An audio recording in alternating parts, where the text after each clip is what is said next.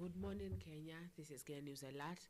I do welcome you to a morning tea show here on Kenya News Alert. I am your host, Zulfa, and today is on the 9th of May, 2025. Karibuni sana. I do hope that you did have a nice night yesterday and a nice day. Now, pale kwa screen yako kuna number. Please do use that number to call us and communicate with us. If that is too much work, you could use the live chat and comment there. Tell us where you're viewing us from, what you're doing, how you feel about the topic that you're about to discuss. Na karibuni wenzangu kwenye studio, introduce yourselves. Hello, good morning everyone. This is Plain San Felix and I welcome you to Kenya News Alert morning tea show. Hi Zulfa. Hi. How was your night? It was, I want to say, better. Thank you so much. May you maybe welcome the other person at least to introduce herself. The other person? Yes. Introduce yourself. Okay. Wait. It's okay. Introduce yourself. That is offensive. That is offensive. Good morning. Guys, how are you doing? I think you are good. My name is Tilda. Welcome to the show of today. Tuwapenda tu sana. Stay tuned until the end of the day. And we love you. Kabisa, may God bless you. Be with us until the end of the day. Yes. So, Kama Felix, did you have a nice night too? Yes, mine was much good and I really appreciate and nashukuru Mungu. So guys, I don't know whether maybe you have heard this story concerning some politicians who are against others just because of their interests, just because of what they really think maybe Kenyans deserve, and other aspects that could maybe make them be complainers, wanting some sort of services to be sought out. Please. Okay. What can you say about that?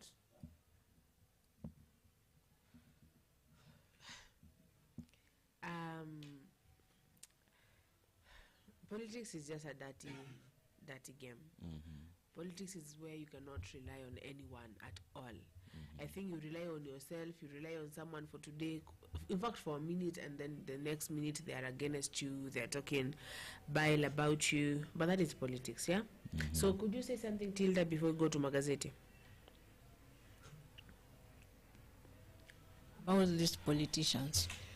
Unajua ni watu tumezoea, watu tunajua, watu tunaona. So that's just their game. They always play every day, every time, every year. Hakuna siku yenye watakaa vizuri waelewane.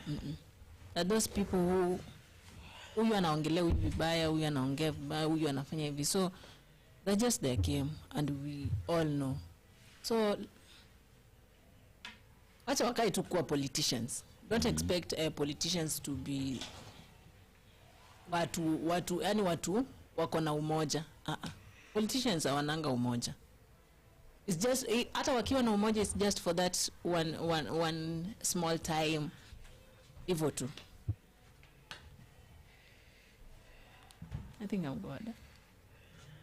At some point, I do appreciate some of the individuals who, at the same time, could maybe criticize others positively, and others at some point who wanafanya vitu kwa kupenda. Yani, they really do it for fun, meaning they have no common goal by doing that. Yeah. So unapata like somebody can stand before the camera, before the audience, and try to make some funny speeches that could criticize somebody either in a positive way or in a negative way because of the interest. Now unapata like some of the individuals could maybe at some point appreciate the speeches just for fun. Let me tell you the truth, in our country right now, wachache sana ndio wanasimama wanapinga fact ama wana support fact.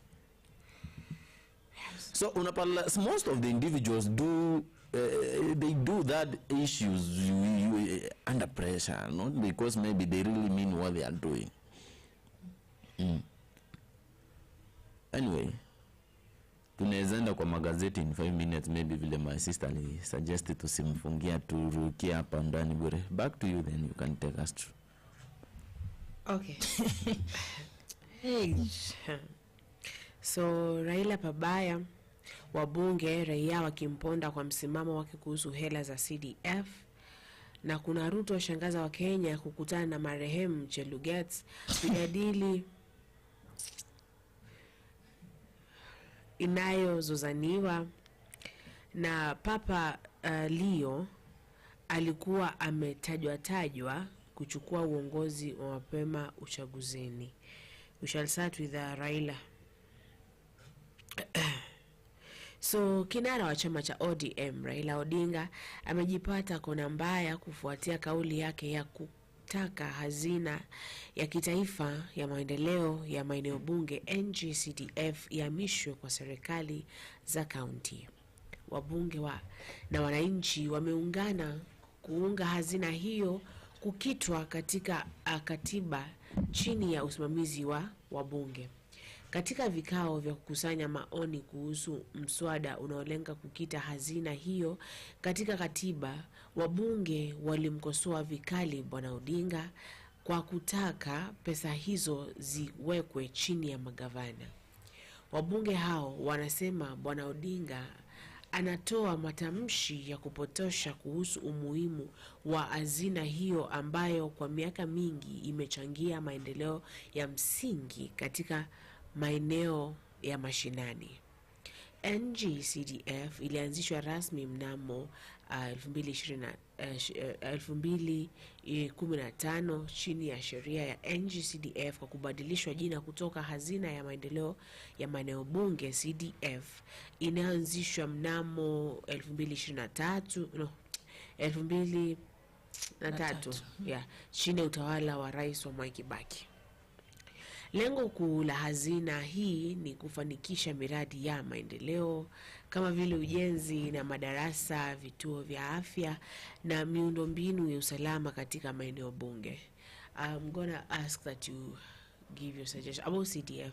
So Raila for the longest time amekuwa akisema ya kwamba your NGCDF, you said that it was changed its name back when in 2015, and amekuwa insist it should be given to the smaller counties to manage it, so, and the governors want it to be under them.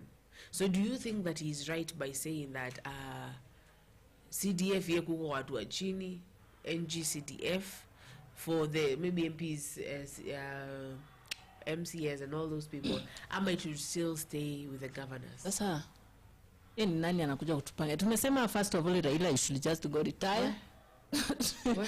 Stay at home. We don't want to hear you anywhere. Etieni kwanza nani akae huko because he's just there to confuse the Kenyans. Sister, we are ready for everything. Tumezoea kusalimiwa. Yeah. Greetings. Tunasalimiwa hapa, tunaitwa mpaka fala. Ondiwa fala hii, but we accept because tunawahitaji nyinyi nyote, sawa? Yani you just say how you feel, how you think. Tunakukubalia. That's what I'm saying. Raila, you just go pumzika. Let the people who are there right now to do what they want to do or what is good for the Kenyans, not what you think. Wezi kuja tu anze kusema hii toke hapa iende huko. You know this money or this inasaidia hao watu sana, because is a lot of people who are ni wengi sana sasa wanaiunga mkono mbona itoke ikaenda, unaona inasaidia watu hapa. So you just said that if possible Raila end up muziki. Apumzike tu. Yeye ende tu apumzike, angoje kurudi kwa Yesu Kristo. Cause right now Raila, muda wako umeisha, wewe enda tu pumzike, cause mbona unajisumbua hivi sana? Acha kujisumbua sana kukimbia huku na huku. Your ears does not allow you right now. Just to go pumzika, because there's a time that Ruto said you have to go back to Bondo. and maybe we're gonna take you back because you don't want to go back. Yeah, ama fellow mnataka nani, mnataka Raila aishi tu hapo, akai tu hapo. I personally okay, let me tell you this. Naturally human nature, watu wanakuanga na, what can I say, people do have their own weaknesses, and at some point their levels of abilities huwa zina differ. Sawa, huyo Raila vile ako hivi, truly by now we might not maybe feel the positive part of his presence. Yes, but truly let me tell you the truth. Ile siku mzee anaweza enda pumzike vile watu tunasema. How that will be the moment tena mtaanza kujiuliza like what can we do to get somebody like him. How are we going maybe to get somebody like him? Because for what? Raila tushamjua, tushamzoea, sasa hivi tunataka akae tu sasa apumzike. Only my mom. Whatever you are enjoying right now ni kwa sababu ya yule. What am I enjoying right? Are you not enjoying the freedom of speech and other things than other aspects? I've been saying that for the longest time. I know, but that is that. I mean, I'm enjoying freedom because of Dedan Kimathi, but Dedan Kimathi died. Wakati Dedan Kimathi alikufa kuachia mkoloni Mamboleo. Sawa. So basically Mamboleo. Mamboleo ni? You can consult your Google. No. When Dedan Kimathi left, he left someone, I'm forgetting the name of that someone, but basically he's one of the people who make me walk the way I'm walking here. Maybe you could still mzungu alikuwa bado hapa. So yeah, and he died, and now I'm losing that freedom. That's why we went to maandamano, because like, yeah, we have that freedom, but now it's time to go. I mean, Kibaki gave out free education. Yeah, it was good. He died, he's gone. So now we need new people. We need Sifuna. Sifuna is doing good. We need Babu Owino. We need Selassie. We need those kind of people. So now Babu can go back home. He has fought a good fight. Now he can go back home and relax. For us now to continue fighting the other fight. Yes. So you just hear Kenyans say right now we don't want anybody to fight for us.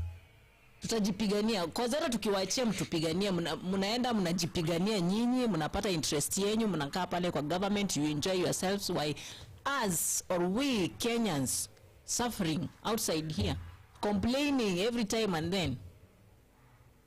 Why do you think the Gen Zs said Raila you should sit at home or sit in the house the time they were demonstrating?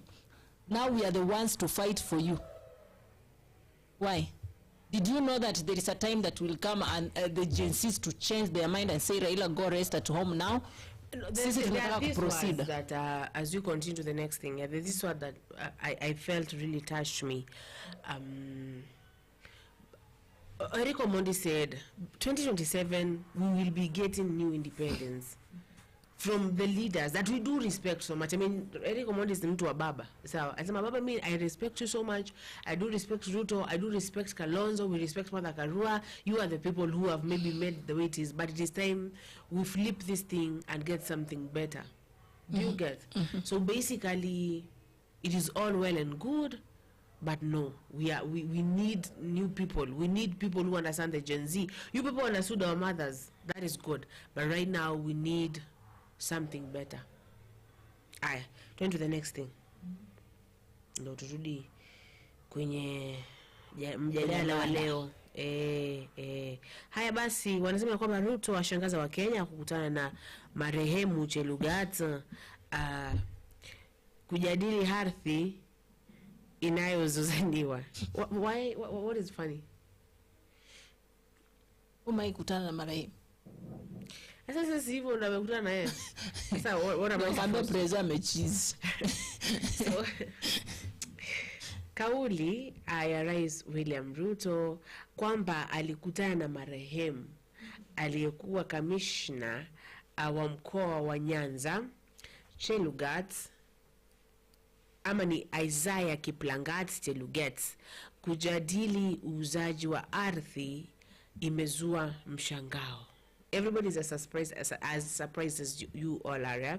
So anasema akizungumza katika eneo la Sogoo, Narok, siku ya Jumatano, Rais Ruto alitangaza kuwa serikali iko kwenye mazungumzo na Chelugets kuhusu ununuzi wa shamba lenye ukubwa wa ekari 5800 acres ya ili kuwapa makao watu waliotimuliwa kutoka msitu wa Mau. Katika hotuba yake, rais alitoa kauli ya kushangaza akisema alimuita marehemu Chelugets, akaketi naye na kuzungumza kuhusu is the president performing necromancy? Is the president performing necromancy now? He summons the dead. Read. It's what? Sawa. So anasema hivi ndo alisema ya mkuu now Mr. Ruto. Anasema tumemwita Chelugets na tumezungumza naye kuhusu ununuzi wa ardhi hiyo na serikali ili kuwapa wanaoidai. Alisema Dr. Ruto akiwa Sogoo siku ya Jumatano. Mzee Chelugets alifariki June 26, 2017 katika hospitali Aga Khan Kisumu baada ya kuugua kwa muda mfupi, na alizikwa nyumbani kwake Letien, eneo bunge la Bureti, kaunti ya Kericho, kabla ya kurudisha shamba hilo lenye rutuba. So the president lied. Adharani. He said tumemwita. We have called this person. We have sat down with this person. A person that died before they were president. Yani so 17. Ama ni again in form 2. Sawa? Like, what is this? What is this? Oh, president is not okay. Ama alifikiria anasema tumemwita. No, maybe performs. Maybe ana perform necromancy. Necromancy is the act of talking to the dead and calling them and sitting down with them. That is what is called necromancy. So maybe now he's done necromancy, because that is a lie. It's not even a white lie, a black, dark red lie. Imagine some family ilikuwa like, what? Mzae za kwa live. Mzae si tulimzika we bro, ama ni when, like what? That is so wrong of the president to lie. Yes? Na kwa umati unasema tumemwita, tukakaa, tukaongea. Hiyo kitu imesound funny kwenu. Wewe wana sound aje kwako? Sound no. Umeita marehemu. Ukakaa na yeye ukaongea. This person died before you were even in that seat. So how did you call him? How funny is that thing? It is a lie. Ni kama mimi niende nianze kuitisha shamba. What if maybe upate ni some of the individuals couldn't get that information in a clear way. Unajua at some point we were listening for that in the media yesterday. I'm asking, and he said, what if? Hakuna what if he said. You listen. He said tulisikiza zana sana kwanza alisema exactly that the way taifa leo alimekaa chini na yeye tumeongea na yeye. Na ukipata like alikuwa anasema alikuwa of course atakama ageuze. Huyo tu ni Ruto, atakama mtu ageuze hiyo statement. Aseme atasema poleni sana, ilikuwa niseme hivi nikasema hivi. Ninasema aje? Mtu anaweza tarajia kusema we had called. Lakini sasa upate like ishachukuliwa kama we have called. Sawa? Felix alishasema zingatia hiyo. Hakuna tunafuata tu yenye amesema yeye aliongea tu na mtu mwenye alikufa 2 years, hata si 2 kitambo 4 years ago. 2017 ni 4 years. 2017 not 4 years ago, like 3 plus 5 7 years ago. 7 years we Felix. Alafu unaniambia ati anyway, hata kama akili huwa ina swipe to other side. I have no say though, but I think everything that should be done there should be done in a justice that is 4 years justice before way. President. Ati 4 years before akuwe president. Lakini sasa yanasema alimuita juzi. See your time juzi. So there's a new pop.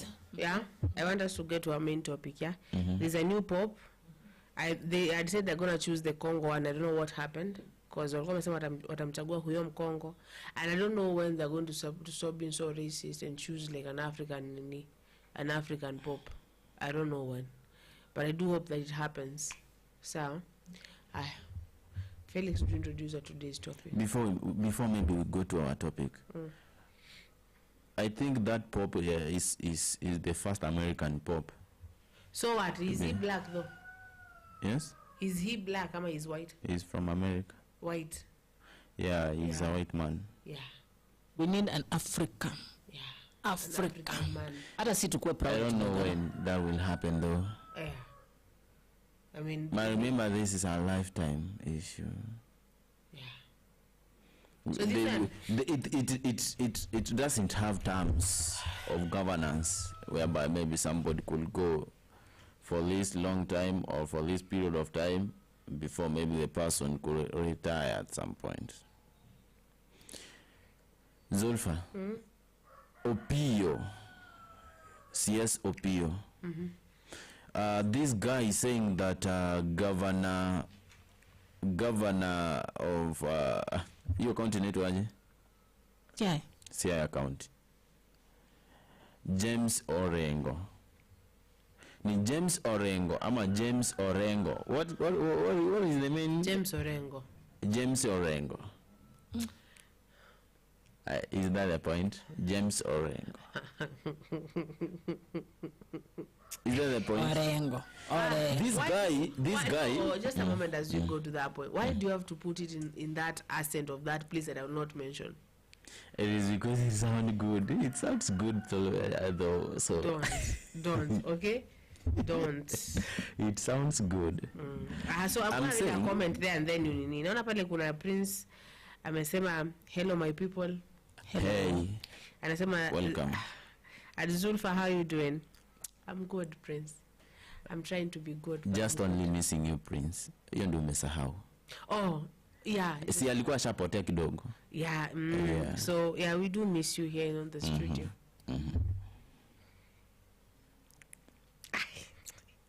Why are you looking at me that way now? So, I was trying to say that, Otilda, you were maybe appreciating Prince? Appreciate. No, I just responded, hello, welcome to the show. Oh, thank you so much. Yeah. I was trying to say that this guy, Opiyo is trying to claim that the governance in Siaya County is heading to grass. And they are afraid that the governance there is now going maybe to not, it is not going to be beneficial anymore according to their claims. What would you think James Orengo doesn't have maybe to deliver services? Wait. What? It is governance is not beneficial to them now. Yeah, because they are saying that it is all about shame. It is all about what? In fact, it is a shame. Amewaibisha, amewaangusha, and they have no trust in him anymore. Amewaangusha aje? Imagine. Is this are they still still on the impeachment claims? Because the first time they wanted to impeach him, Raila came and said that everybody has got freedom to speak. So now what is happening? In fact, they wanted even to impeach him because he could say something about the government. Person? Yes? Who is this Opiyo? Opiyo is a CS. I don't know. Confirm. CS from I don't know which. It's Unidaragani. I don't know. But at some point, there is something that at some point people really need to understand about this. Because when they do have that interest of maybe that need to protect, na secure their own interest, because unajua acha nikuambie ukweli, uwezi para mtu mwenye na complain kitu yenye akoshua haezi benefit kutoka hapo. Unaniget? When you find somebody can stand before the microphone and start patronizing the microphone in a way like microphone inaweza project sauti yenye iko na information yenye inatatiza kidogo to an extent, anaacha watu kwa dilemma, anapatiana information fulani yenye na trigger akili za watu. It seems to be a little bit confusing, unaget, whereby some individuals wanabaki hanging. Tilda Orengo aliwahi simama akasema like, this is not what we expected, this is what we were expecting from you. Hiyo kitu ikasound vibaya to some of the individuals from that region. To an extent, some of them could maybe give some speeches which were not positive. Yeah, which were not positive. Ikamalizia kusema like mtu anafaa kuimpeachiwa just because the person could criticize the ODM leader in a way yenye hata the ODM leader hakuwa na shida nayo. Ara sisi unajua hapa tuliwajiuliza tukasema, this person, this guy has been standing with Raila for all this time. Do you really think that this is the best time for him maybe to show betrayal in his maybe activities zenye anaweza jiengage against Raila? Unajua hadi wakapeana our impeachment motion if possible ya kwanza kusema mtu afanye kazi nini. Hadi tulijiuliza hapa hivi mimi na Zulfa, I think ulikuwa, what do you really think these people are expecting from James Orengo? What do you really maybe need to see? I want to know who this Opiyo person is. Cabinet secretary. Fiti, but who is he in the ODM? Who is he? What does he want? Because kama mkubwa wenu alikuja akasema, Fiti, simkuwa mmekasirika mkisema ya kwamba ati he should have spoke that way to Raila, he should have respected, and Raila came and said that he has a right to speak. He can speak. I know this person for the longest time, and if he speaks, let him speak. Opiyo akusikia. I said, hey, I want to know who, no matter actually I'm Google, I want to know who is he in that chama, that he feels he could just stand up and speak. Is that friend of Wenda? Aende to home. Wakuchuna. Hiyo ndio kazi ya Opiyo hapo. Achune huyu ama aribie mwingine. It's not good actually. What you if the leader has said this person is right, this person has a right to speak, ako sawa. Hiyo tushamaliza. Hata ukuje useme nini, by the way, we are done with that conversation actually. Hakuna venye utakamo anze kutuambia Orengo amefanya hivi, Orengo sijui afanyi kazi. These are people who joined Raila later. When you I want to see the political career. These are people who joined Raila later. Later. So sijui nene nampea hiyo enyewe. Ama he wants to take the position of Orengo kwenye chama cha ODM, that he feels he has to push on nothing. What is he pushing on actually? Opiyo, Bwana Opiyo, what are you really pushing on? What is that? What are you pushing? You want Orengo out? CS. Now, they are saying that he's a CBS.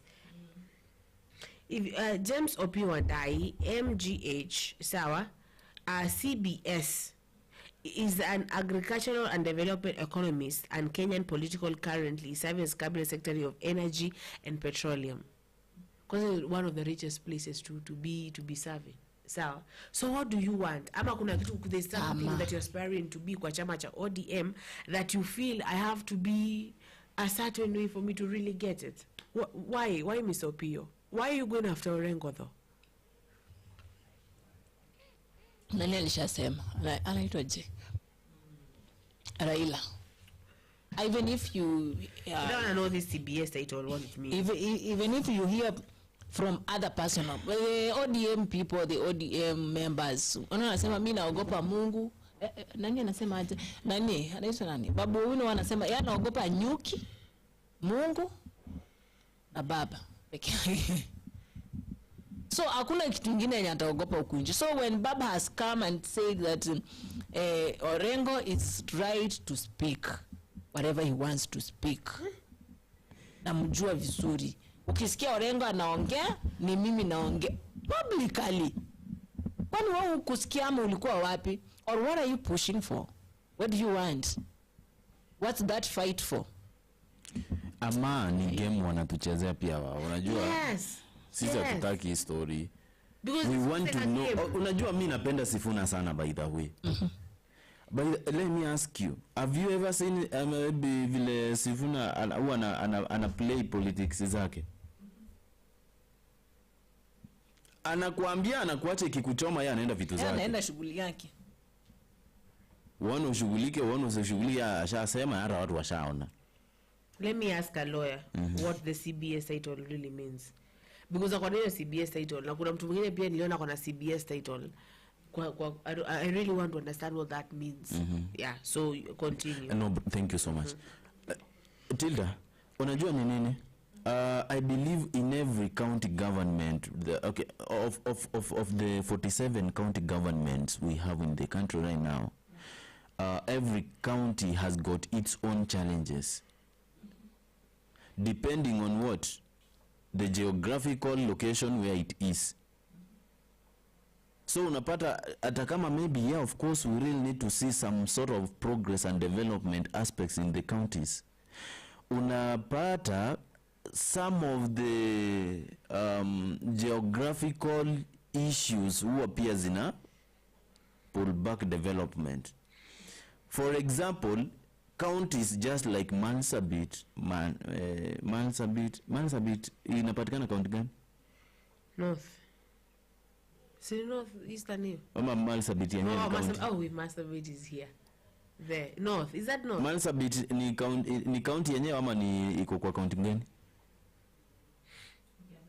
Let me just see. Aya, Turukana, sawa?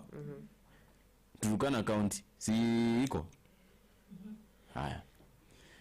Kuna zile challenges zenye inapitia. Yeah, it's a county.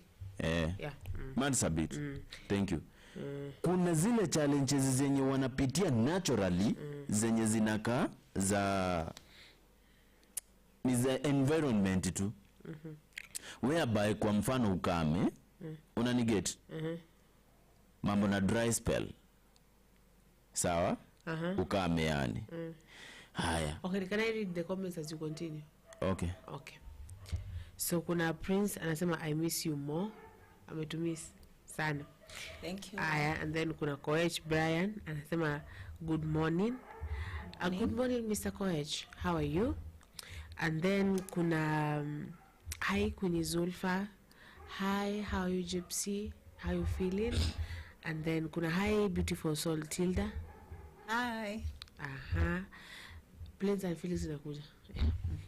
Hi Gypsy. Yeah. I was trying to say that some of the marginalized areas mahali counties zingine huwa zina fall. Sawa? At some point huwa zina kuwa pull back. Developmentally zinaweza kuwa zimekuwa pull back in a way yenye pia zinaweza hitaji resources maybe kukera for that. Story kama maji, sivyo? Na chakula kwa mfano. So unapata they are reducing a lot, maybe okay, they are spending a lot to sort these issues of water and food, for example. Na unapata like other development aspects kama roads or mashule, health and other things lazima zifanye nini, zisimame kidogo. Unanielewa? Aya, unapata they are trying to fight and fix this. You get? So unapata kuna vitu zingine zinakaa kusimama kidogo. When it comes to a county like Siaya County, ni Siaya mahali Orengo anaongoza, iko na shida zake pia zenye ile county nyingine haina. So unapata governance ni similar but not the same. They are fighting. Yes. Can I ask you a question? Governors wako executive. Governance Wako kwa executive. Executive unajua ni ile story huko juu. Wako hapo. Yeah, inaweza kuwa hapo because they are not lawyers, maybe they are not playing a role of justice. Judiciary. Now you go kwa legislature obviously. They obviously they must be in CS, governors kwa executive. Even MPs. MPs wako wapi? MPs wako kwa legislation. Akina senators. Okay. So governors are there. Governors, they are not members of any of those houses. Yes. Kati ya legislation governors maybe ni hiyo executive maybe. Because why am I asking this? Opiyo ni executive, obviously, ni CS, sindio? So, kitu sielewi ni, this is a question. You are a CS, you're the same chama. You had your person say, hakuna issue. Why are you still coming after this one person? Is it that you want to replace him akitolewa, unajua akimpichiwa maybe akosana na baba ameshatolewa mbao kwa ODM, sindio? Is there something specifically that he wants from Orengo? Ama he wants to take from Orengo? Because why are you coming? Why are you still coming after just him? Like as I was trying to say, counties zinakuanga na shida zake. Unapata kuna yenye na fight hii shida yenye iko nayo ambayo ile nyingine haina, kwa mfano. Una get? So Siaya County mali Orengo naongoza iko na shida fulani yenye maybe he is trying to fix. Una get? Yenye maybe inahinda other services at some point, but haifai juu inafaa kutengewa kivyake.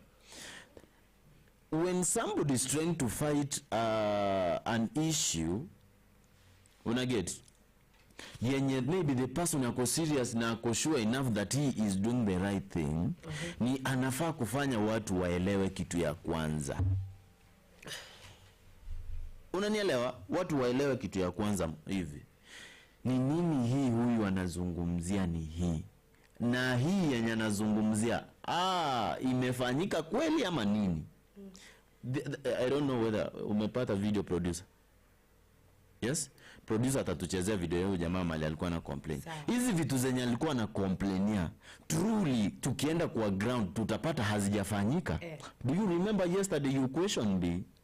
Yesterday we had a very beautiful guest also who is smart also when it comes to questions. They question me, do you really have any tangible information that could show us that President Ruto has done this? Unanielewa? Yeah, we need. Nikawaambia vile niliwajibu. Una get? Na mimi ninajiuliza hivi, of all these things maybe this guy is trying to talk about, is there any tangible information that could show that whatever this guy could talk about ilikuwa fact ama iko fact? Are all these things factual? Are they factual? Because we don't want you to just incite us. You are inciting us maybe to go contrary again, contrary to somebody. Na sisi wenyewe, we don't have a clear information that could convince us. Hata kama uko na mdomo skari aje, you don't need to do that. Watu wa Siaya, watu wa Siaya wanafaa wasimame waseme wenyewe. Si unaonanga watu wamebeba miti hivi wakizunguka wakisema hadi watu wengine wanaenda kulima kwa barabara kupanda ndizi kwa barabara kwa sababu barabara haijatengenezwa. Have you ever seen that? Hata sisi tumefanya hivyo. Ndio barabara itengenezwe. Unapata barabara imesaulika. What is the symbol of kupanda ndizi kwa barabara? Kwa sababu hiyo barabara sana ni afadhalika mashamba ya watu basi. Haipitiki, mvua ikinyesha ni matope. Didn't you see that MCA mwenye alikuja na amekam na Range Rover? Ya amekam na Range Rover, mvua imenyesha, barabara ipitiki. Hata wewe wa mguu. Walimforce atembee hapo na mguu. Walimtoa kwa gari, wakafunga hiyo gari, wakamtembeza kwa hiyo matope na ile viatu alikuwa. Yes. That is what now we want to see people doing. Hiyo barabara ilikuwa inatengenezwa the next day. Zulfa, umesikia hiyo? That is what we want to see. Si mtu akuja asimame eti hii na hii na hii na hii na tujaona watu wakihisi uzito wa watu. Si watu wakihisi uzito wanaezaenda kwa barabara kukimbia hapo, kumuuliza ni nini na kusumbua wewe. Waenda hadi kwa ofisi. Ama unadhani eti watu hawana akili ya kufikiria? Mimi kitu yenye ninezambia all those politicians, let us play a clean politics. Wacha kuchafulia mtu jina because you want maybe to be seen dominant or you want to dominate in kwa social media ama what. Unajua inaweza kuwa so painful wakati mtu ako mahali ako busy kufanya kazi yake, anapata mtu anamfight even for nothing.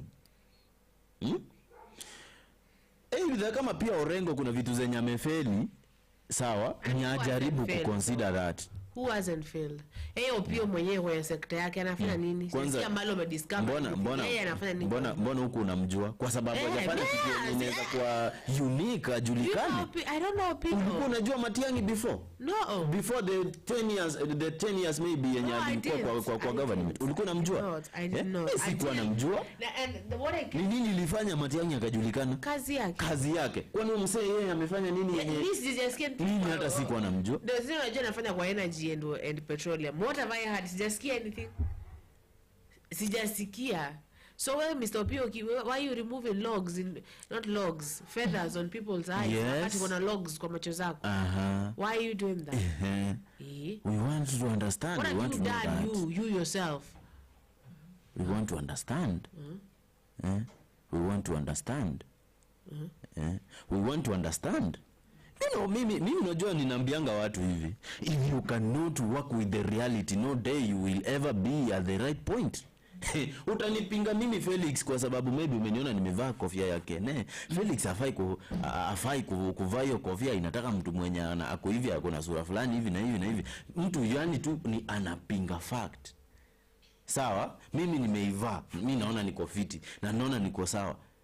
Mwenye ako karibu na mimi anaona niko sawa. Mwenye ako karibu na mimi ninaona ako sawa. Wewe mmoja mbona umeona eti iko vibaya? Another thing, sawa umeona siko fiti nayo. Mbona usileta a tangible information yenye inaweza convince hao watu wenye kwa kuona mimi? Wacha tuache kupigana vita zenye zinakaa. When people are speaking about Orengo, wakilesema kwa impeach, sijui hakuna kazi anafanya, sijui nini. The day Raila stood up for Orengo, everybody was quiet. Hakuna mahali tumesikia tena mtu amesema impeachment iendelee ama ni watu walinyamaza. Haya, si mwenyewe tulikuwa tunasema aenda apologize Raila. And now Raila is here telling us Orengo is right. What Orengo is saying, ukiona Orengo ameongea ni mimi naongea. Ukiambiwa what do you need? So Opiyo was sleeping that time. Hakusikia hiyo story yote Raila akisema hayo maneno. That's why he's coming up now with the issue again. Yani nyinyi ni kama mmesahau. Hebu Orengo afanyiwe ile kitu. But when Baba has already said. Yani hiyo story hata ile shaka nyagiwa iko huko, hata hakuna mtu mwenye anafikiria na hiyo. Boss akishasema ni hivi, ni hivyo. Hata ukuje useme hivi hakuna. Ilishawekwa. Wezi bomoa. Acha tu ikae hivyo venye iko. Mpaka siku yeye mwenyewe atasema sasa hii kitu itoke hapa, hii iwekwe huko. Yeye. Sawa? This one was not aware about, I think hakuwa aware Baba alisema Orengo, when you hear Orengo speaking, it's me speaking. So, my friend, get out of your mind right now and stop. Just stop. Weenda tu shughulika na kazi yako. Achana kazi ya Orengo. Achana nayo kabisa, wewe shughulika na yako. Do your work. Ndio hiyo time kama utarudishwa ama utarudishwa. Hata kuna watu wengine baadaye nafaa tu waende wakapumzike kidogo tu. Hata si kidogo, wapumzike tu. Because hata ukifuatilia vizuri you can find like Opiyo is not working as that much as he is coming outside here to speak for others. As you Orengo hakuna kitu ambacho anasema, Orengo sijui hajafanya nini yake sijui nakaje. People from Siaya are the ones who knows the work of Orengo. They're the ones to come. By the way, hapa hivi vile tunaongea unaweza pata kuna mtu anatuwatch kutoka Siaya. Please, what can you say about that? Ni kweli mtu anaongea ukweli ama ni propaganda? Unajua when somebody anataka kuchase clout ndio apate wafuasi wengi, yes, unapata anaanza kupiga facts zingine zenye hazipo vita, sawa? Does he want to come from CS to be governor? Now that is the question. Yeah, so let me read this. Kuna High Coach, High Prince, this is Gypsy, says a governor is elected CEO of county government responsible for implementing laws and overseeing the county operations. Level, at the county level. Yeah. Coach Brand says Truth be told, the Odinga family has immensely benefited from innocent blood, as we all know. From innocent blood, in fact, literally and figuratively, like literally. I'm gonna go with literally.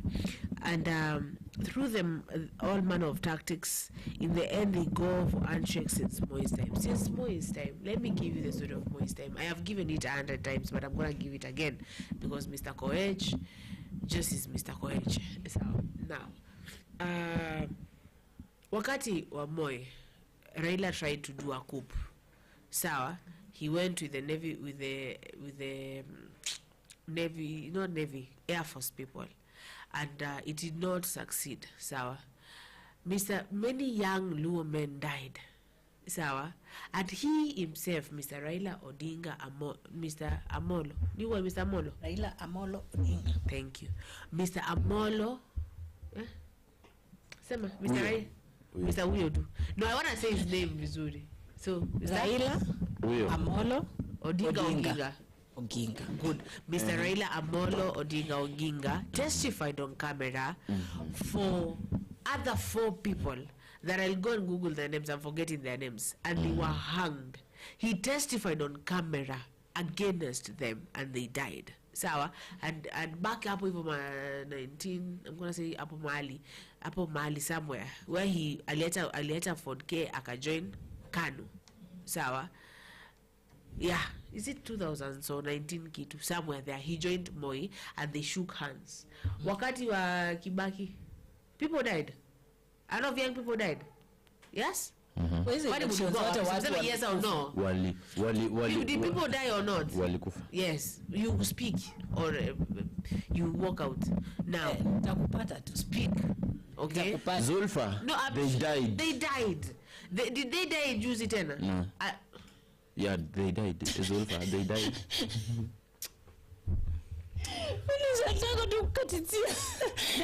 That's how nimeshika Galaxy hapa note ni kugonge nayo. So basically, people have died in the name of this person, and I don't know how all the time people forget history. Ndio nikuja kuona 2027 nataka kupigania Raila, mimi ndashtuka. Unapigania Raila aje after akufe wewe? What? Unapigania mjamaa aje? Why are you fighting for this person? Why now? Coach says Kenyans are clever enough and will not allow nonsense anymore. Thank you. And if we see you trying to allow nonsense, you're not Kenyan, you're Tanzanian. I'm sorry. Edible. We need honest people like Orengo who are not driven by their stomach. And that's why you don't have to come up here and Orengo. Because Orengo doesn't care. He stood there. We said, Gypsy informed us and said that Mr. Orengo is a humanist or activist, human activist, something. So basically, he's a lawyer, though. Yeah, he's a lawyer, human activist, he's a lot of things. And they don't. It's like this government, and it's like they don't know. It's like they don't know that we're not the same people of yesterday. We're not our mothers, we're not our fathers. We are different people, a different generation, a generation who is educated, because we thank the free education of Kibaki because he may educate watu. Da watu wakajua the constitution, da watu wakajua they deserve better. They have rights. The power belongs to the people. It does not belong to these people. It is our power. We can take it back the same way we give it out. We can take it back. And it's like this generation does not, each generation, a boy, I understand we are different people. We are different people. At the end of the day, we are not those people. We are not naive anymore and arrogant. We want to know where our tax is going. We are going to say no to some bills that you're trying to sign. We are gonna fight back because we own the streets. We own it. So I do hope that these leaders do really, really understand that you're not, please, we are not our mothers and fathers. Okay, so Gypsy says, Orengo is Raila's mouthpiece. I told you Raila doesn't have to lift a finger. He has strong people around him. Sidio? But Gypsy, if Orengo is Raila's mouthpiece, why do you really think maybe some of the individuals could go against him when he was trying to remind Raila about the same issue?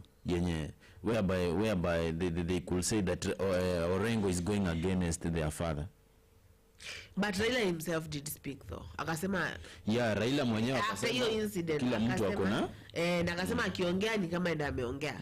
So that's why we were saying obviously at some point we think that nini atakuja tu kumruka. Raila atakuja tu kuruka nani Ruto. Si ndio?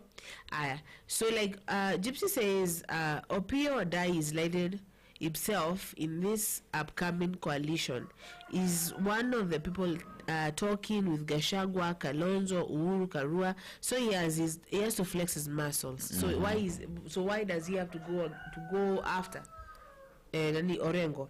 Aya, tunaambiwa that Orengo is an activist for human rights. Okay, he's an activist for human rights. Comments are over, you can continue now. So, what I can tell Siaya people, we are here to gather your view so that we can discuss also over the fact. Sisi hatuwezi tamani kusikiza mtu. Sisi tunataka kusikiza watu wa Siaya. Truly, is Orengo working or not? Na kama hafanyi kazi, you is he to remain in the office. Unajua pia anaweza kuwa mzuri upande wa law, lakini delivery huko wa leadership impige nje, si ni ukweli? But kama amefanya apewe heshima yake.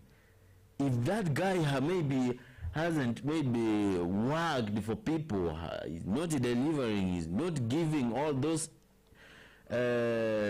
services that are needed to be delivered to people, then I think everything should be done according to the constitution. But why do you really think these people are just coming up with a lot of allegations, with a lot of information that at some point we mwenyewe una feel like watu wako contrary nini? Orengo na deserve kweli hayo maneno yote?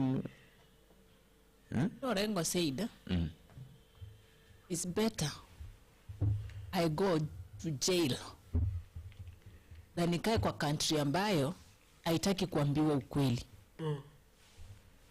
I talk the truth, I talk the reality, but of course reality hurts. No wonder they'll talk any shit they want on me. But it's better I go to jail than to be in Kenya now. They are a country that cannot handle the truth. Yeah. So himself, yeye mwenyewe ako ready for anything. Whatever you do, ako ready. So mkimfanyia ashtuki, ako sawa. Hata tuliambiwa, there's a time somebody said Orengo ni ule alikuwa akifukuzwa shule kila siku. So hata so like kumfukuza saa hii sio chochote. Sasa aoni shida yoyote, yako sawa kabisa. So it's just okay with Orengo. Orengo is just okay. You can do whatever you want. Baba akitaka kumtoa pale atamtoa. Kama hataki anataka aendelee kukaa pale, atakaa tu hapo.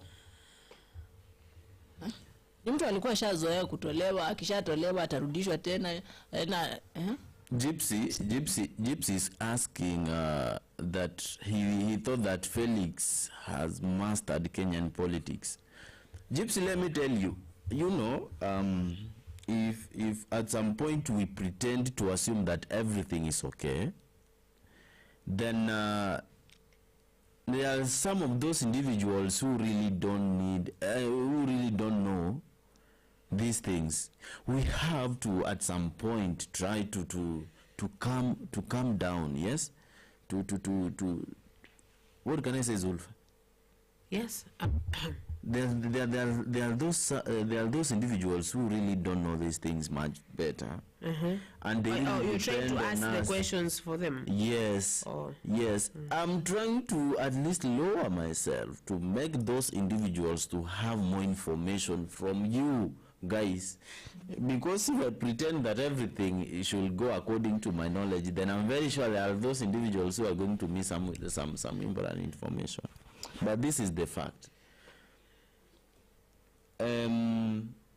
Everybody who can stand before the audience or before the camera and address people, I'm telling you the truth, that person has got his or her own aims that maybe the person is aiming.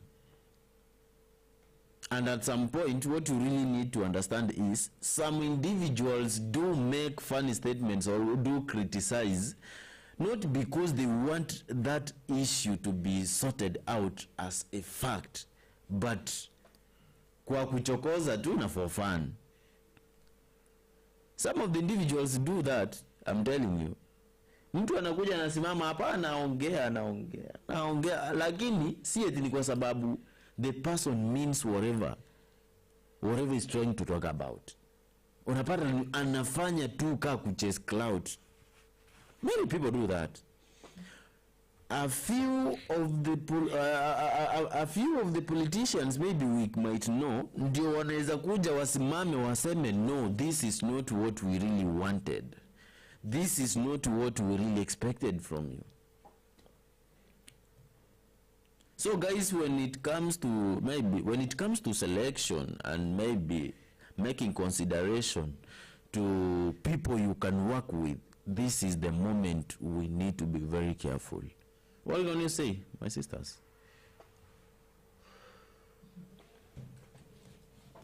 Right now ni kila mtu to be on his lane. Kila mtu a mind to business zake. Kila mtu akae tu kwa lane yake. Kila mtu a fight tu na shughuli zake. We are not here to see who knows how to answer somebody mwenye nani anajua kujibizana, nani anajua kurudisha, nani anajua this is not the right time to do that, and there is no time that will come for you people kujibizana, kurushiana maneno ama for anything else. We want you leaders to work on what you are given. It's not your time. Kwanza hapa kelele mingi weka kando.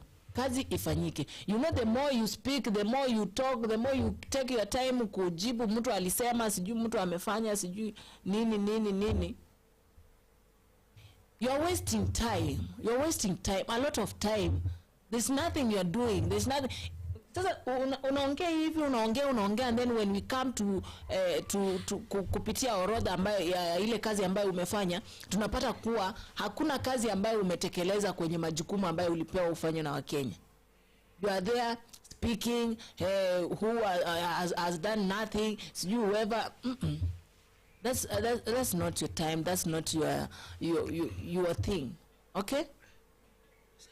So let us watch the video of Mr. Opiyo, and we get to listen to him as he speaks about that.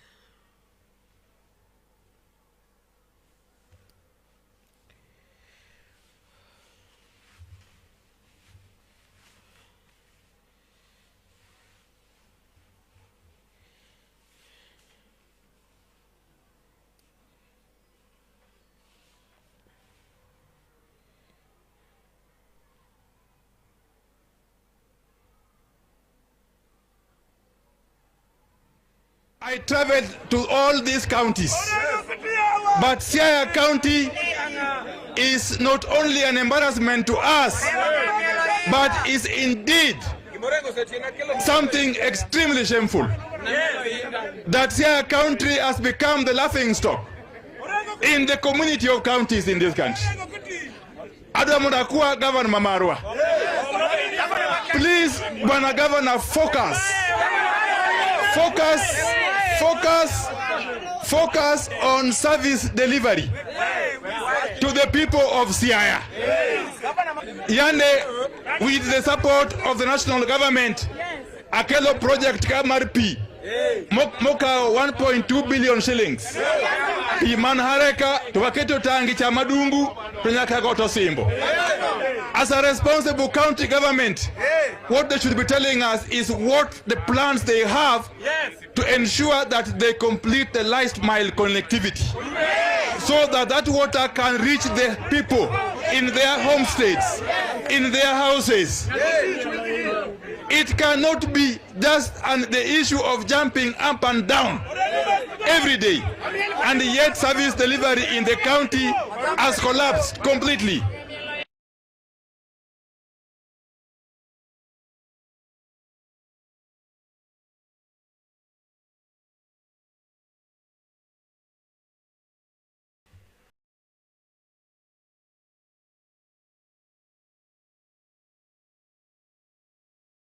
Umesikia? Umesikia akisema eti adelivi eti what. Huyu cabinet secretaries mbona unabonga? Anafaa kutupa report ya yeye amefanya huko kwa energy and petroleum, anafaa kutuambia kuhusu Opiyo Wandayi. Eti Opiyo Wandayi. Orengo. Mr. Orengo, what do tell us what you feel about this? Mimi nishawaambia wase. Sasa hii si kazi yake ya kuja kukosoa makosa ya watu hapa. Ama kukosoa mwingine. You should be working. You should be looking what kitu gasa hii ni by the way, while you see the president going around the counties anajaribu kuclear ama kufanya zile kazi alikuwa ameambia wa Kenya atafanya akiingia kwenye ofisi yake. Sasa hivi anakimbizana nazo. Why? Because time is running. Time is not on our side. Time is going. Time will never wait you. Sasa inapokuwa unaangalia nini sijafanya, maybe I can be given this chance again. I should work on my own side. Why are you leaning on someone's side? Good. Let me read this and then you do continue the same passion. So he's a true and genuine activist. That is Gypsy. And then they continue and say, I get you, Felix. Okay, thanks. And then H says that so when did Wandayi discover that C James Orengo is in developing Siaya? That is a question. That is a question that we are asking. When did he discover Sawa? When the masses wanted an even votes en masse for English. Is this English? Is this English or ENG? Gumbo.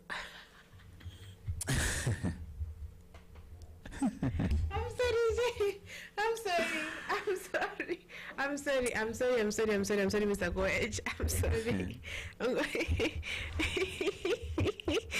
Pole, guy, akili yangu imeenda into English now. So, Gumbo, Dr. Engineer Gumbo, Dr. Oburu, Wandayi, and all were against Gumbo. So, that is coach. I'm also swali mzuri ambao nataka mnijibu. Sawa? Yeye alidiscover saa ngapi ya kwamba si haya mambo hayaendelee vizuri. Sawa? There's a question after I'm finished with this. So Kenya politics is like, this is Gypsy. Kenya politics is like climate change. You have to invest in it wisely. Wallah, you never really know. You might plant coffee and then the weather is not for coffee. The weather was for maragwe. Sindio? And your coffee is gone. Then you plant maragwe and the weather was for the plantain. What can you do? So basically, this one, you just move with it. You just tango. You don't tango. What can you do? See, I'm telling you, just tango with it. You just tango. Tango is a certain dance that it is done in the Latin countries. You anticipate, like, it is intense. It is very intense, like the politics of Kenya. It is really, tango is really intense, and you never really, you anticipate, you never really know what's going to happen. So yeah. Now, laughable. Let me laugh. How Opiyo patronizing is fans. Like, ODM is losing its grip and mojo. Let Kina Mbandi feast before 2027. Broad-based marriage was a mistake on Raila's part. The earlier he realizes this, the better. That's if he still wants to be relevant. Is he even, Coach, is he even relevant though? Let me tell you, he has dug his own grave. You know, there's a way you used to something. You know, nilijoin ya Moi kaniendea vizuri, nikajoin ya Kibaki kaniendea vizuri, nikakuwa relevant, because he used to be so relevant than even the president that is on the seat. Nikajoin ya Uhuru, nikakuwa relevant. Sasa amepatana sasa na Mr. Ruto. And Ruto is defaming him like just every step. Now even we don't know who's Raila. In fact, wakidi wanazaliwa hii era atakuwa anajua Raila ni nani if he doesn't do something. I'm going to tell you, if I give birth right now, my child will not know Raila if Raila does not change. If Raila does not really just I mean, Gypsy, sorry, you're laughing. I saw ENG and I don't think about engineer, I thought English. So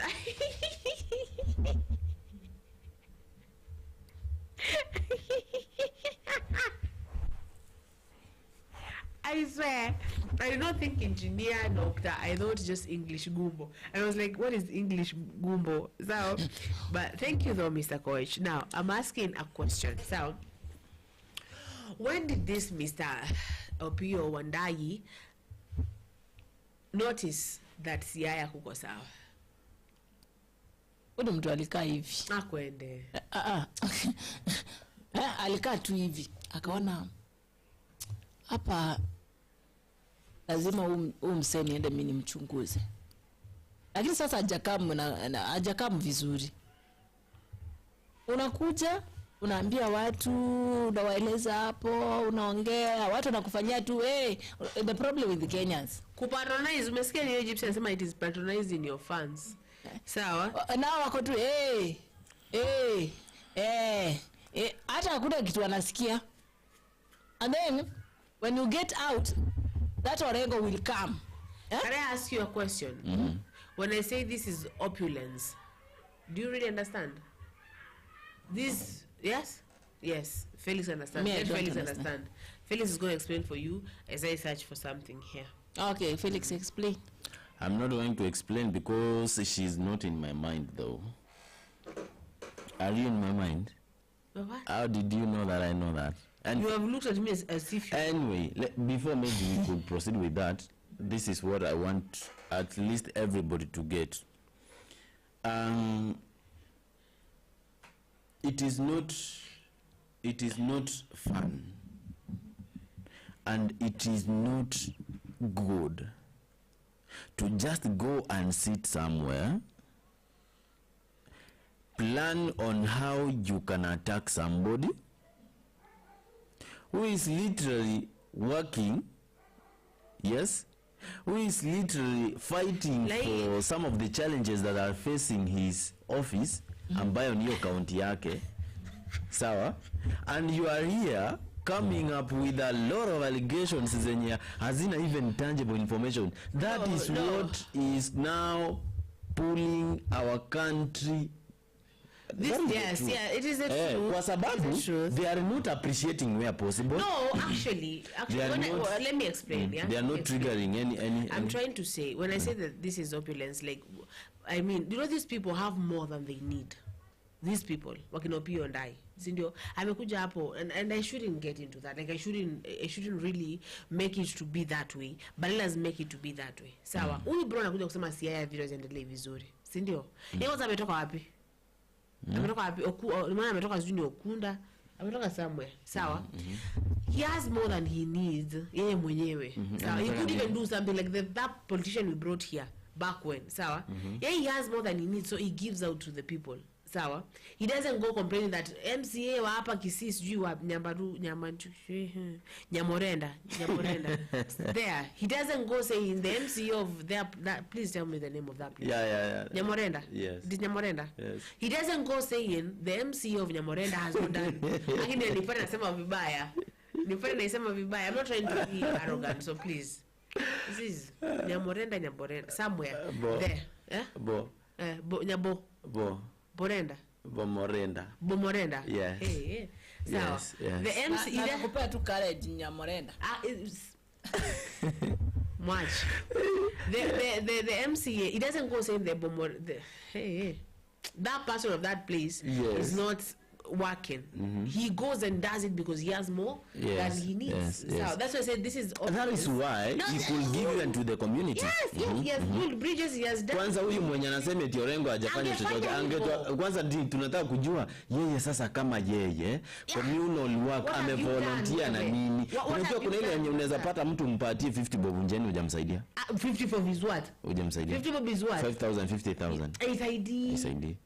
I need a job. Let me tell you. Someone right now giving money does not help me. Like right now, someone telling me I'm going to give you 500k. It is good. It is really good. It will do something in my life. But what if you give me a job? I don't care if I'm being paid in that job 100k or I'm being paid 50k. But after you've given me that job, it will be better than you giving me 500,000.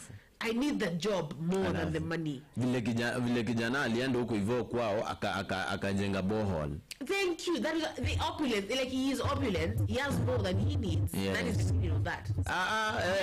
Yes. So basically, he gives out. Yes. He doesn't go to complain. Exactly. Campaign yake si. Yes. Huyu mtu hapa bomorenda. Huyu mtu hapa bomorenda hajafanya. No, he does it, but he knows I'm gonna come and vie for this thing. But for now, let me help the community. Why are you here attacking Mr. Nani? Where were you noticing? And why don't you cover for your person? Why are you here? Nguvu yake kidogo ameshana na nani?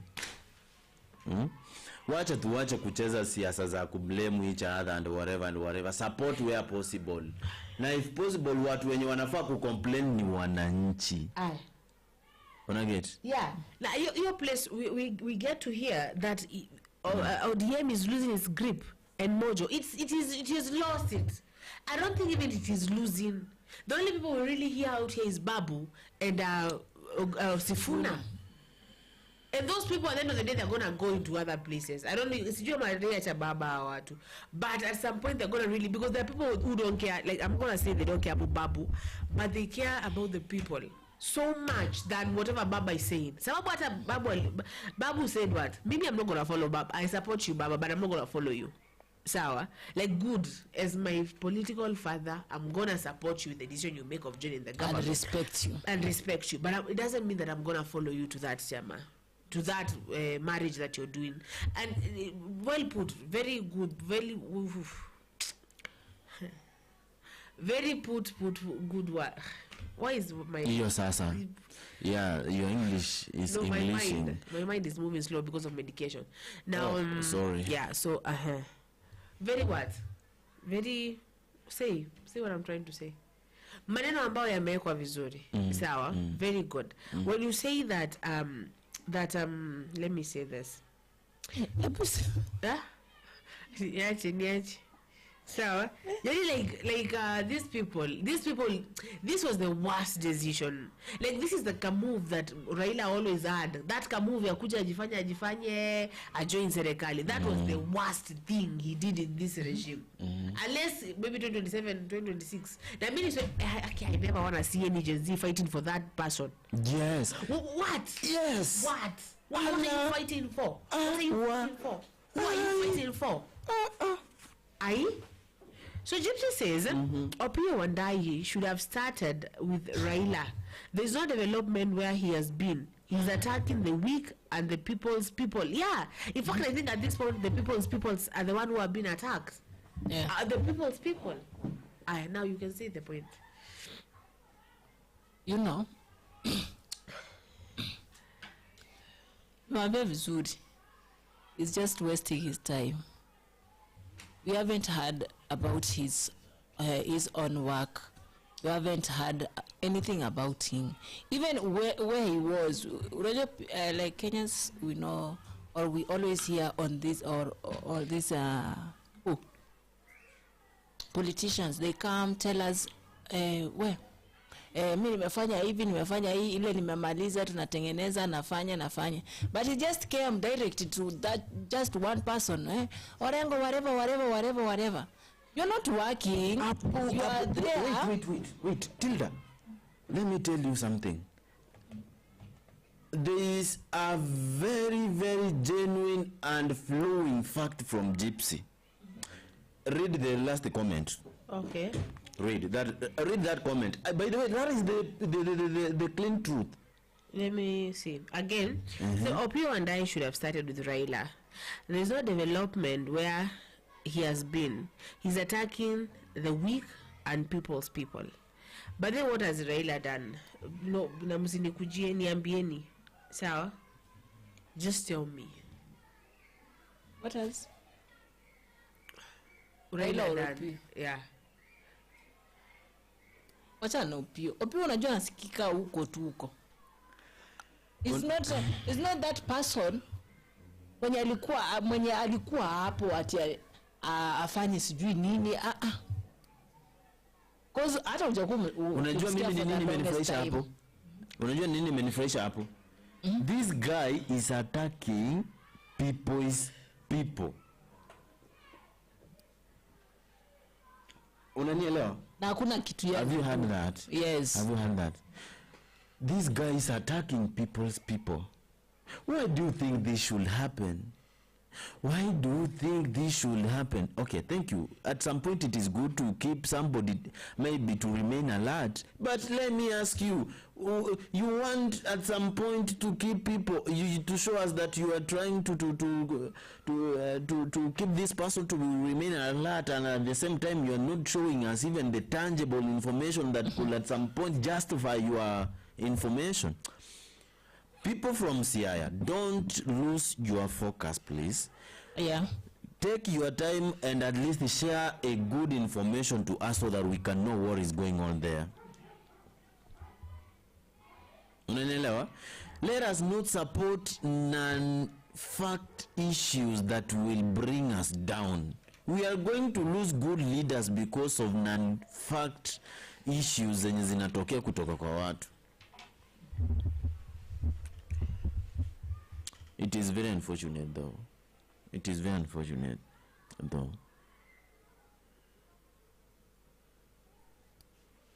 Yo, nafaa fanya kazi yake. Acha kuingilia kazi ya mwingine. We are the ones to say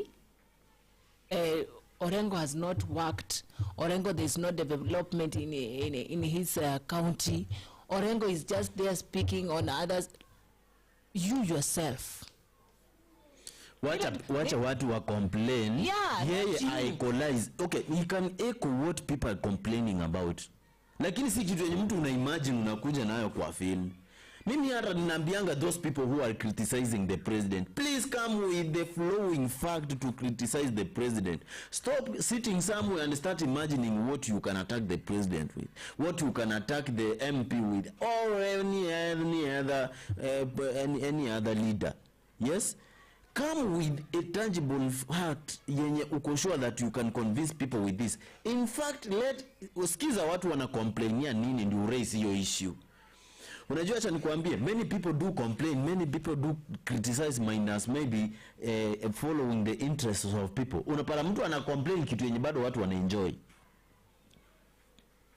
Ukweli wangu. Unapata mtu ana criticize kitu yenye watu wana enjoy. Hebu tusikize maslahi ya watu, tujue wanataka nini. Ukipata hizo vitu zenye watu wanahitaji hazijafanyika, ndio tusimame tuanze kufight pamoja. But it is not good for somebody to just maybe start thinking of anything. Yenye hata anaelewa aje maybe governor kama hajadeliver hii ni kwa sababu ya hii, anaanza kumwataki na hapo. Let us use people's voice to complain. Watu wakicomplain kuhusiana kitu fulani, hapo ndio tunafaa kuwasikiza kidogo, tusikie wana complainia nini, ndio tuanze ku-criticize huo governor, tuanze ku-criticize huo women rep, tuanze ku-criticize huo senator, tuanze ku-criticize huo MP. Hata ukiangalia vizuri by the hakuna kitu ya maana yenye naona Opiyo amefanya. Hakuna. Sioni kitu ya maana yenye amefanya yenye hata inaweza make akuje kuattack mwingine. Sioni kabisa. Yako tu kazi yake ni kuzunguka tu hapo. Kwa nini? Yetu ni wakusaidia by the way. Yetu ni wakusaidia in different things hapo kwa parliament. Yani yako tu. Hakuna kitu ya maana anafanya. Lakini ako na audacity ya kukuja kuambia mwingine haufanyi kazi, hajafanya kazi, sijui kazi yake hakuna kitu inaonekana, sijui yani. You know, when they say that they're attacking the people's people. So James Orengo does speak the truth. It does, and I remember when that your moment ndo ianze, like where these a moment I think of that word, chain of events started. Is that one moment where he said, learn to tell your leaders the truth, no matter what. Learn to tell them the truth. Just take over. Okay. Anyway, I personally, I would like at some point to remind every leader who is really in touch with people, wacha tutumie maslahi ya watu na vile watu wanasema kupresent our points. Tuwache kukaa chini tunafikiria mtu hajafanya hii, tunaanza kushughulikia hiyo. Unaona? Si hivyo. Yani ati huyu mtu anafaa nimwambie hii. Wewe unaanza kushughulikia vile unaanza kumuattack. At the same time, you have not even made any move ya kwenda kwa ground usikize watu kwanza, usikie watu wanaumia na nini mostly. Ndio ukuje kusimama mbele ya kamera ama before the audience maybe with your information concerning the same.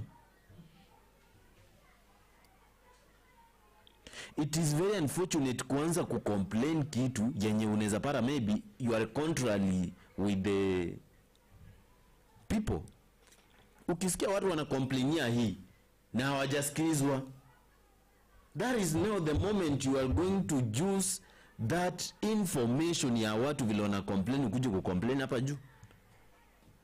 But wewe ni leader uko kwa ofisi fulani na yule mwenzako ni leader kwa ofisi yake, unapata like you are bossing like this in your office. Unaanza kuimagine unaweza attack yule mtu. Attack people with facts, at least make let people to maybe use you than to attack the person, but not come up with your own mind to start maybe criticizing somebody negatively. Yes, na in fact you don't know even the challenges maybe office yake iko nayo, hujui. Unajua tena ndaka vile uko hapo hivyo huwezi elewa ni nini na inatakiwa hapa hivi. Yeah, true. It is better to share with people first before you come to shout. Anyway, thank you so much, guys. I think that was my point. All right. Opiyo Wandayi, weka chini, relax. Baba already said that yeye na Orengo, so Orengo akiongea ni yeye ameongea. Just take it the way it is. It's not your duty, it's not your work. You have no time even to come and stand before the public and say that ati Orengo hajafanya kazi. Orengo, who sent you? Yes, that is the point. Who sent you? Yes. You know, actually you just have to tell the people, nimetumwa na fulani niseme Orengo afanye kazi na nimeona kazi yake ni kweli haifanyiki, nimeenda barabara sijui lalifema hizo vitu zote, vitu ambazo anafaa kufanya hazijafanyika. Come to us and then tell fulani who president amenituma, ama mtu fulani wa pale amenituma, ama ni fulani amenituma juu amekuja aka investigate akaona kweli this person has not worked, this person is just there talking, destroying someone's name. But you yourself, you are the one coming to destroy someone's name before the public, saying that he hasn't worked. And that is what I was trying to talk about. And the people from that place are not complaining. They're just there. They're okay. Na si eti watu hawajasoma. Hii era kila mtu akona akili. Saa hii Zulfa ni nani unaweza bebea akili? Ni Felix. No one. Uwezi bebea mtu akili. Mimi usema mtu ujibebea akili yake. Ala? So when you do something, don't expect mimi nikueleze venye utaifanya. Si uko na akili yako? Si unajua venye inafaa uifanye? How comes mimi nikubebea I said that we do thank Kibaki because Mr. Mwai Kibaki gave us one thing. He leveled everything. You know, whether you're coming from the royal family or you're coming from the paupers family, so but you're all educated. I mean, Sifuna is Sifuna right now, but he did not come from a royal family of Kenya. Sindio? Ametoka huko chini. Na amekuja is dining with them right now. So like Kibaki gave us that one gift. We're always going to be grateful for, as you're saying. We are all educated. We are all equal. Sikubebe akili unbebe akili, because I understand what you understand. Tumeenda Kenya School of Law, sisi wote. Tumeenda nini, whether you're from where or from where. So, Coach Brian says, when you join Ruto's government, you lose your focus and brain. A good example is Opiyo and Bandi. Why is that though? Why is that when you join this government, it's like you're losing focus of whatever? Ama mnapewa tu mkwanja, like asubuhi mkiamka mkwanjezi. Jioni lunch, unasikia mko na za lunch, sasa tume za cabbage. Na za cabbage si ile so unatumiangwa. Za cabbage ni kama mita 10. Sawa? Sasa hapo unaambiwa leo uko na za mutura, hauna za mutura, unaekea aish. You will lose focus. Yes? You will lose focus. You lose focus and you lose your soul. I'm going to say that you're losing everything. So I'm going to ask, sababu we have roughly 2 minutes, ndakupea 30 seconds za kusema kitu unasema, useme jina yako na wewe, and then we wrap up the show. Ladies first. Okay. Kenyans, let's just be realistic. Let's just right now to December, we are just watching. We're just watching what the leaders are doing right now. We are not listening to what they're saying. We are not listening to what they're saying. We are watching because we are waiting for the right time for us to vote for the right people to come and lead us, or to come and wanasema aje, tuwakilisha. Sawa? Ama tujiwakilishe tu. We're not going to wait for anybody, because if we wait for anybody, you see they're losing focus. They start going awkwardly. Ni sisi. So we are the ones kujitambuli. Tujitambue. Tujitambulishe. Yeah, hivyo. Umeelewa? Imepotea, imejesu. So thank you guys for being with us. My name is Tilda. See you when you see us again in the coming time. I love you guys. I appreciate having you. Goodbye. See you. Love you. Unaweza fanya hivyo? Sinacheka kitu nimesoma hapa. Sawa? So like when in Ruto's government, you have to concord things and be on the lane, otherwise you'll be out like a shagwa. Walai, like they have to be like a blog. You see how bloggers lie? You see, let me tell you something that happened. So one blogger that I know personally wrote that Judy Nyawera, bibi ya mkurugenzi, amesema ata divorce mkurugenzi. And then I went to the comments down there because it trended so much back on TikTok. So a friend of mine sends me the link and they're like, see your friend what they are doing. So I read, and then someone says, does even Judy say no? She said this. You see? So basically, you have to be a blogger. Tena those nasty bloggers who will be like, akona ball na ametoa. Sijui alikuwa na kaswende and whatever. You see? Those kind of stuff. Aya. Then kuna Coach Brian. He says, when you're the only show, am I reading it correctly? When you're the only show monkey in the market. Oh, okay, good. When you're the only show monkey in the market and citizens have no jobs or food, crowds gather to laugh at you for their entertainment, plus getting paid to watch the circus. Hey, let me read this again. And please, Felix Welezei. So, when you're the only show monkey in the market, and citizens have no jobs or food, crowds gather at you My brain's not braining today. Crowds gather to laugh at you for their entertainment, plus getting paid to watch the circus. Well, then I'm gonna ask a question: who is the monkey in this situation, and who is the crowd that is getting paid to watch? The monkey is that person who is there. The crowd. Who are we getting paid to watch? I'm not getting paid to watch anybody, so I wanna really get it. Are we the monkeys?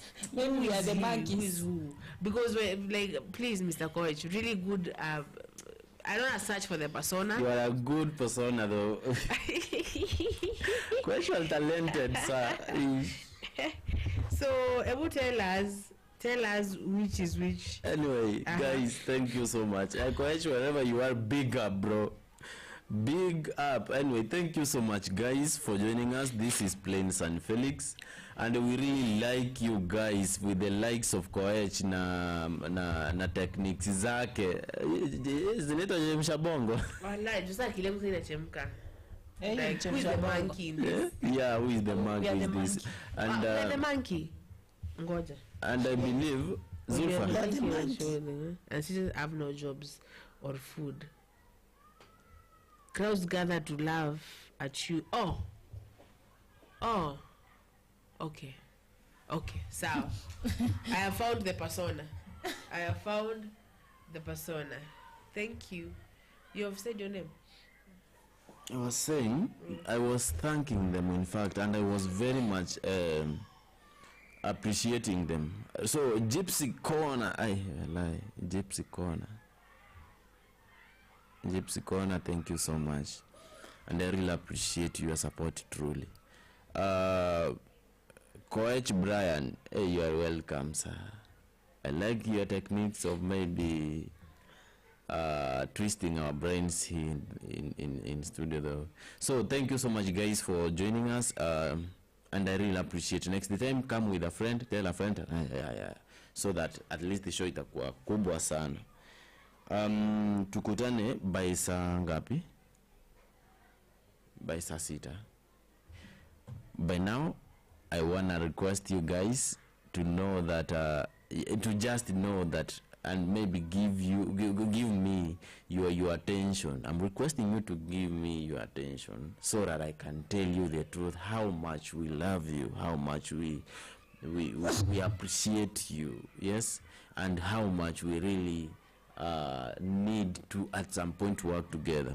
So thank you so much wherever you are, and I really appreciate. May God bless you. Have a nice time. So we are Gypsy says the monkeys are the supporters. Now I'm confused again. I had derived it differently from that. So okay. Thank you so much, Mr. Gypsy. No, I'm sorry. Ooh, I'm really sorry. Thank you so much, Gypsy. Thank you so much, Prince. Thank you so much, Mr. Coach Brian. Thank you. Thank you so much. We do really appreciate you.